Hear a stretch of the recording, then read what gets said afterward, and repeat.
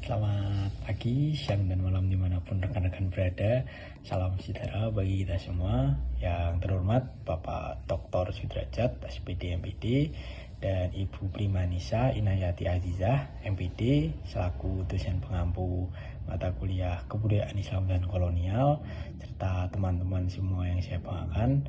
Terima kasih atas kesempatan yang telah diberikan. Perkenalkan, kami dari kelompok 1 yang beranggotakan saya, Amnal Huda, dengan 3 digit tim terakhir 033. Nama saya Dania Wulandari dengan 3 digit NIM terakhir 030. Perkenalkan, nama saya Felicia Aulia Putri dengan 3 digit NIM terakhir 018. Saya Syafira Rizka Ananda Putri dengan 3 digit NIM terakhir 015. Saya Adinda Manatus Soliha dengan NIM terakhir 045.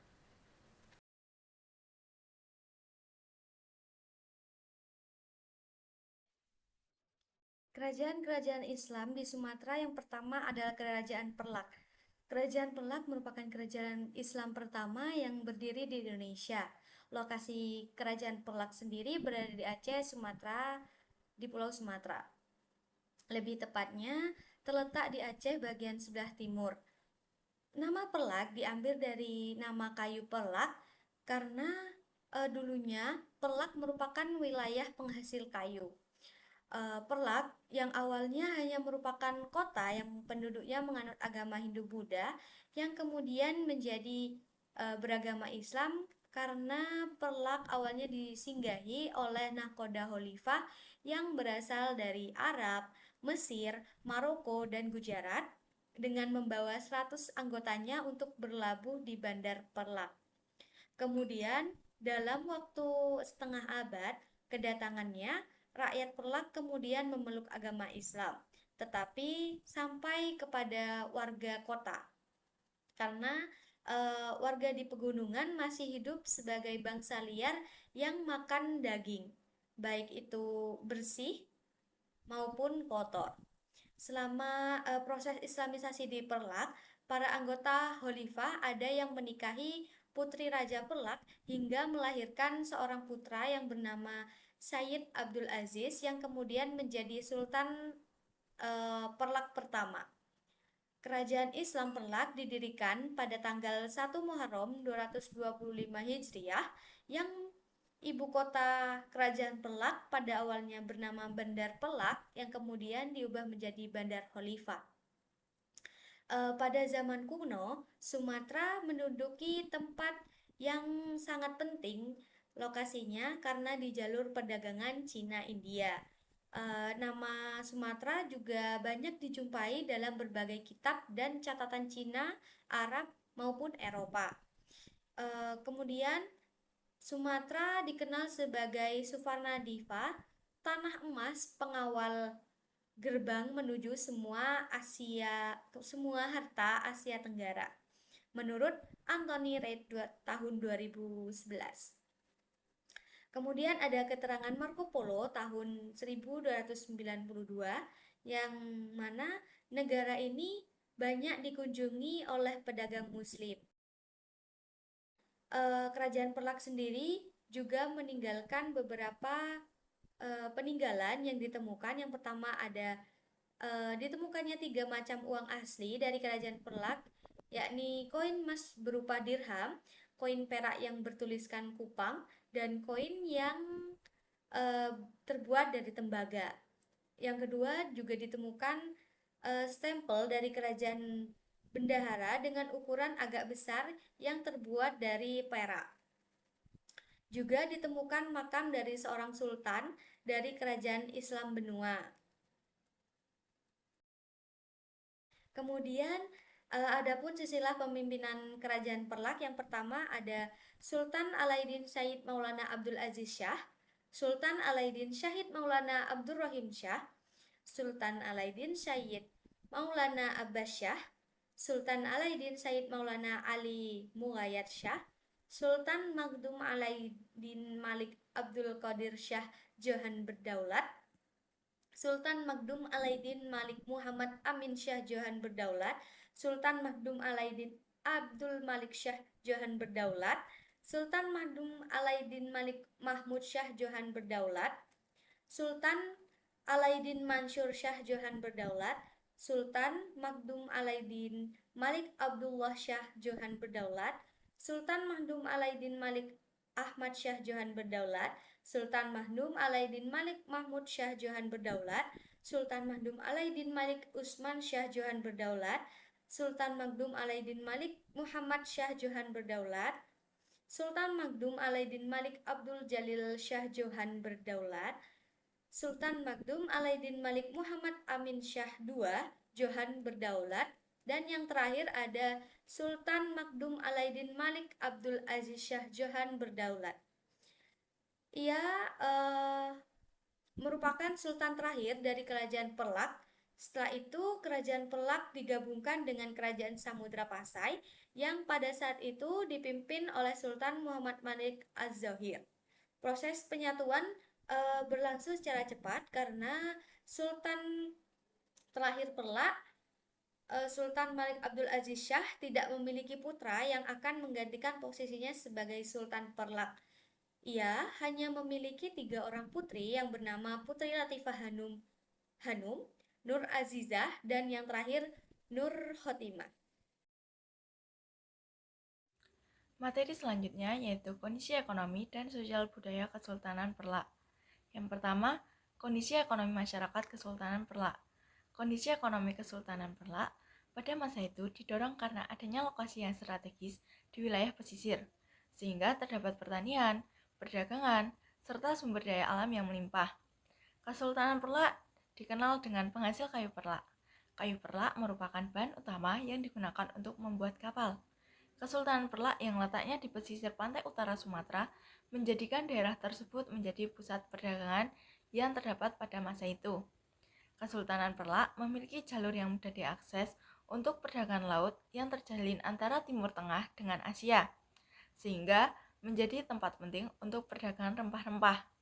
Kesultanan Perlak juga menjalin hubungan dagang dengan kerajaan-kerajaan tetangga seperti Kesultanan Aceh, Kesultanan Samudra Pasai, dan Kesultanan Malaka. Selain itu, Kesultanan Perlak memiliki hasil bumi yang melimpah. Hal tersebut menjadikan Kesultanan Perlak turut bersaing pada perdagangan internasional yang terjadi di Selat Malaka. Hasil bumi yang dihasilkan oleh Kesultanan Perlak yaitu lada. Dengan adanya perdagangan yang dilakukan melalui jalur laut dan hasil bumi yang melimpah, mengakibatkan para pedagang yang berasal dari Gujarat, Persia, Arab, dan Mesir ingin mendatangi Kesultanan Perlak yang dikenal dengan Pelabuhan Niaga pada masa itu, yang merupakan pelabuhan yang sangat maju. Yang kedua, kehidupan sosial budaya Kesultanan Perlak. Kesultanan Perlak adalah kerajaan Islam tertua yang terdapat di Indonesia dan memiliki wilayah kekuasaan di wilayah Aceh Timur. Kesultanan Perlak ini mencapai kemajuan pada bidang Islam dan perluasan dakwah Islam pada masa pimpinan Magdum Alaidin Malik Muhammad Amin Shah II tahun 1225 hingga 1265 Masehi. Kesultanan Perlak yang dikenal memiliki kekayaan bumi yang melimpah serta wilayahnya yang strategis menjadikan Kesultanan Perlak dikunjungi oleh para pedagang Islam yang berasal dari daerah India, Persia, Arab, dan Gujarat. Karena adanya perdagangan yang menganut ajaran Islam, berkunjung ke Kesultanan Perlak, maka perdagangan tersebut juga berperan menyebarkan agama Islam yang dibawanya, sehingga para pemimpin dan penduduk asli didorong untuk berpindah menjadi agama Islam. Selain dengan menyebarkan agama Islam, mereka mulai mengenal dan hidup sesuai dengan syariat Islam, sehingga muncullah perkawinan antara penduduk asli dengan para pedagang Islam yang berkunjung ke Kesultanan Perlak. Dapat disimpulkan bahwa kedatangan para pedagang sangat berpengaruh bagi kehidupan sosial budaya Kerajaan Perlak. Selanjutnya kita akan membahas mengenai Kerajaan Samudra Pasai. Samudra Pasai adalah sebuah kerajaan Islam yang terletak di pesisir pantai utara Sumatera, kurang lebih terletak di kota Lok Semawe, Aceh Utara. Nama Samudra Pasai sendiri sebenarnya adalah Samudra Aceh Pasai, yang berarti kerajaan samudra yang baik dengan Pasai sebagai ibu kotanya. Terdapat 3 catatan yang menunjukkan keberadaan kerajaan Samudra Pasai. Yang pertama adalah catatan Ibnu Batutah yang menyebutkan bahwa ada sebuah negeri yang hijau dengan kota pelabuhannya yang besar dan indah. Yang kedua adalah catatan Marco Polo dari Italia yang menyebutkan dan singgah pada tahun 1292 Masehi. Yang ketiga yaitu catatan dari Tome Pires yang menyebutkan bahwa Pasai adalah ibu kota terpenting di seluruh Sumatera pada zamannya.